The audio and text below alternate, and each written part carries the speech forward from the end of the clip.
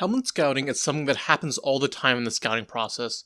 Players from bigger programs like Alabama, Georgia, and Ohio State always seem to receive hype just because of where they played. Is Henry To'oTo'o a legitimate prospect, or is it just another case of people looking at the school instead of the player?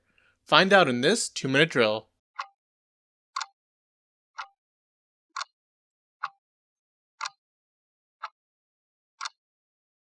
To'oTo'o is a veteran linebacker for the Crimson Tide, starting 2 seasons for Tennessee before transferring to Bama and starting another 2 seasons. His experience at linebacker is one of his greatest assets. He is a very smart player who understands the responsibility of his position inside and out. You will rarely find him out of position or confused on a play. He knows his role and plays it well. His 4 years starting in the SEC will also make him appealing to teams. He played in the toughest conference in the most complicated position and held his own.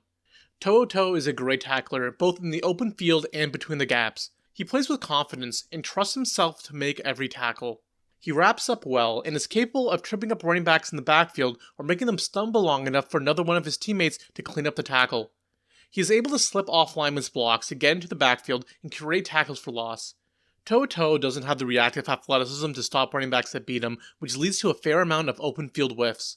He isn't really able to get up blocks quickly, and his lighter frame causes him to get knocked back a fair amount. He also lacks the range that you want to see from a middle linebacker. He isn't able to get sideline to sideline well and takes bad angles to ball carriers.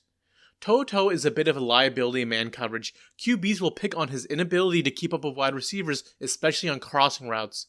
He also doesn't have the vertical speed to keep up with running backs out of the backfield. He is strictly a zone linebacker who will rely on his instincts and tackling more than his playmaking ability. For a player comp, To'oTo'o reminds me of LSU linebacker Jacob Phillips.